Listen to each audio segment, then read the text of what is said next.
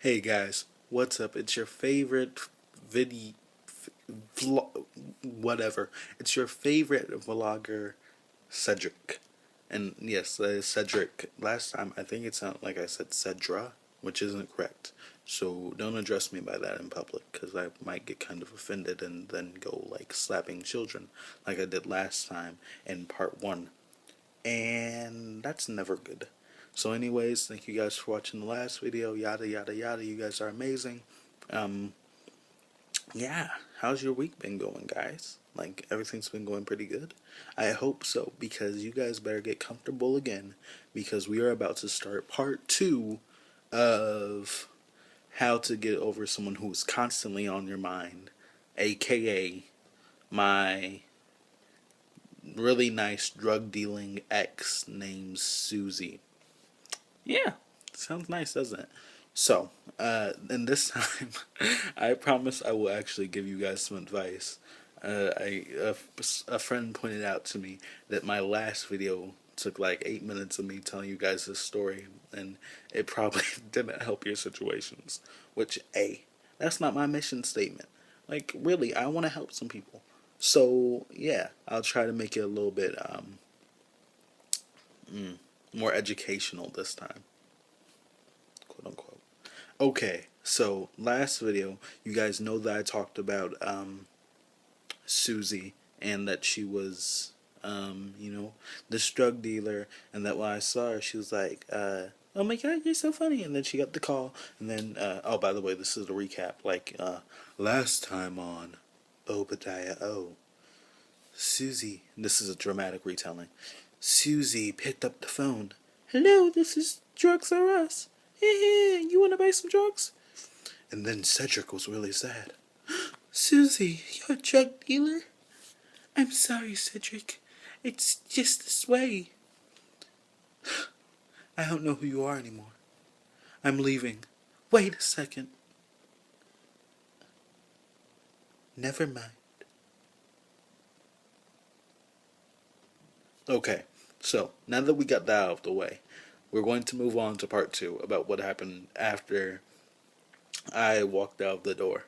So after I walked out of the door, I was, I was mad. I was like, I definitely made the right choice, because, she was, she's a drug dealer. And I didn't like how she was handling her life and things like that, I guess you could say. So I was mad. I was, I didn't really, I just need some time to think. So I was leaving her house because, she had to go make this transaction and everything. And I was walking, um, I was just walking, and I started thinking about it. I was like, man, I can see why she had that look in her eyes when, she was like, never mind, because I had told her that I would never judge her, and she had probably thought that I was different from everybody else who just branded her a druggie dealer. So so that's what I was started to think about. I was like, man, I was probably the only person who was really there for her. And I started feeling kind of bad. So I was like, okay, I'll give her some time to think, because, I probably really hurt her feelings. Because she looked like she was about to cry or something. I was like, man, score one from, me. But, I mean, her, I was feeling kind of, like terrible. So later that night, I call Susie. I'm like, hey, baby, what's up? I'm real, sorry about what happened earlier. I love you. When what actually happened, was I was all like, it may have went something like this, uh, hey, Susie, I just want to say I'm really sorry about what happened earlier. I hope you can forgive me. It was totally, uncalled for, and I'm really sorry. Um, well, I said sorry, and Susie hung up on me. She didn't. She hung up. I I tried to call her back, and she didn't answer. I was like, man, like, can a guy catch a break? Like, oh my gosh. So then I get a text from her saying, no text saying I'm sorry. which I guess I thought of it as she doesn't want me saying I'm sorry about anything. So I was like, okay, well, so I sent mistake number like 10 million of this entire story. I sent her this super long text saying, I just sent her a super long text telling her why I thought about her and everything. So I basically just poured out my feelings like a complete idiot. And Susie, she didn't reply.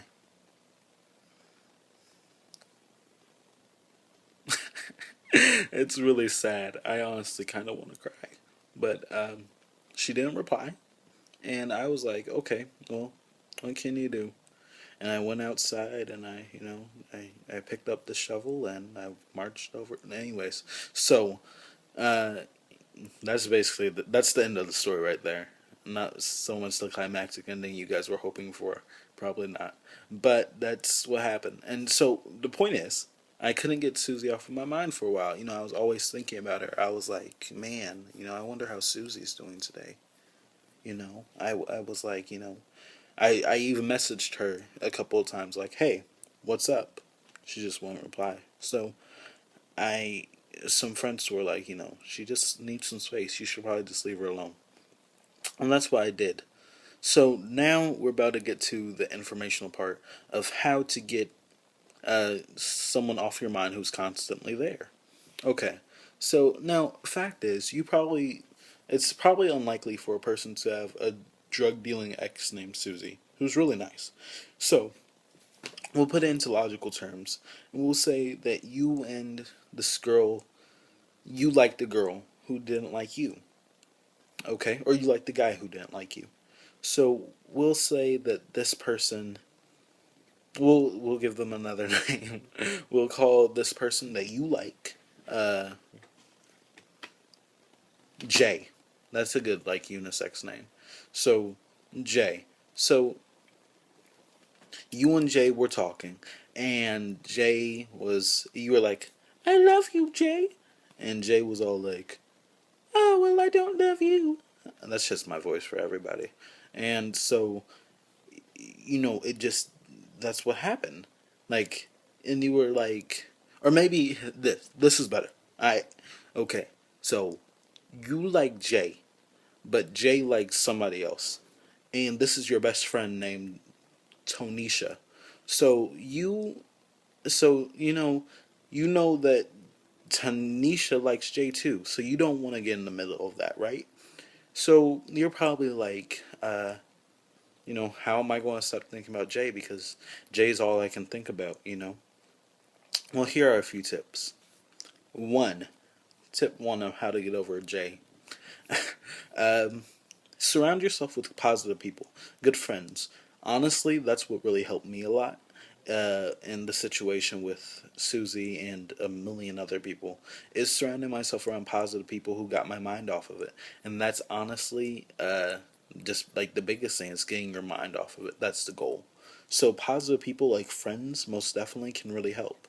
Also, I find another solution. Solution number two is throwing yourself into your work, whatever you do. Whether you like whether you like to draw to express your feelings or write songs or poems, do that. I'm telling you, it's really helpful when you can get your feelings out, especially on paper, and have something like tangible to hold on to. So that's something I definitely would say you should go with. And if you don't do anything like as far as like the arts, the sports, definitely. I know that when I have something on my mind, I'll usually go out and play basketball or something and score like three after three. But that's besides the point. Do something, doing things that are physical, such as playing sports or you um, cooking. Yeah, that's physical, sure.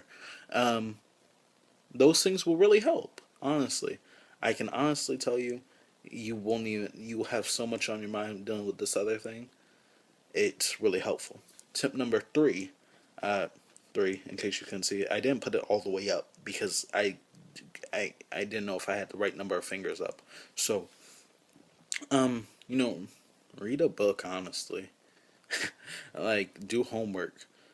it's honestly, these are pretty much just tips that will get your mind off of something. Things that will help. Watch movies. Listen to music. I know that's a solution for a bunch of people. And try to listen to music. It can either work one of two ways. You can either listen to music that's super happy and preppy, like in my first video, or you can listen to music that's really sad and describes exactly how you feel. Now, me personally, I always go with the second one. Just, I don't know why. I just always go with the second one because it's my coping strategy is to listen to music that tells exactly how I feel, because I guess it's like my thoughts are in the air, if you will. That sounds like a good quote. Somebody could use that, make a little Facebook status. I don't know. You do what you do. But yeah, do laundry, plant trees, go walking, um, find someone new. Like, don't throw yourself out there like looking for a shoulder to cry on. But definitely, if this person isn't receiving you the way you're receiving them, then go find somebody new. I'm telling you, there are so many other people out there who are dying for your attention. I've said this time and time again. And that's another thing. There's always someone. I can promise you. There's always going to be someone who likes you. I've seen possibly what people would brand as the most unpopular kid in my school. I know a girl who likes him, and it's kind of obvious. And some guys can be kind of oblivious to it. But there's always going to be someone who likes you. Even if J doesn't like you, A will, or C, or B, or D. There's always going to be someone who likes you, and I've even found myself guilty of that myself. Like, I'll be really into some other person, and all the while this girl has been waiting for me to talk to her. I think a lot of us have felt that way, or either we're oblivious to it, or we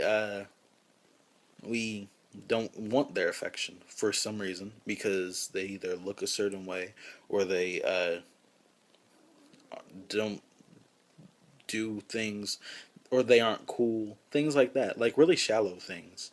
I think a lot of us, like, nobody's perfect, and I feel like a lot of us, stereotype or judge people before we even get to know them. So that's going to be my mission for you guys, is to go out there and find someone, or go out there and find someone who wouldn't usually be your type. Honestly, I dare you guys to do that. Or talk to someone who you wouldn't normally talk to. I'm telling you, it could go a long way. And I would hope that it works out, you know? So, hey, that's basically the extent of this video. Thank you guys for watching. And as a matter of fact, post, like, your experiences in the comment section. Or the comment selection. What's wrong with me? The comment section. And tell me, send reply videos, things like that. And tell me, like, your experiences. Or tell me how this experience went with you talking to someone who you wouldn't usually talk to. I'm telling you, all these girls and guys, because I hate double standards, all these girls and guys who are posting statuses on Facebook being like, why can't I find no good man? Maybe because you're going after the same guy who's going to play you and use you and all that. Real talk, though. Like, seriously, look at your actions sometime before you make a sass about it. Because honestly, sometimes I just want to comment that, like, you dated him, him, and him. They all look exactly the same. Jesus. Thank you guys for watching. I hope to post some more videos soon. Hope you guys keep sending me topics. I've already gotten a bunch that you guys would love for me to talk about. So, yeah, send me some more. And I'm really glad that I was able to get this one out to you guys. So, hey, Obadiah O, Cedric, signing out. See you guys later. Take care.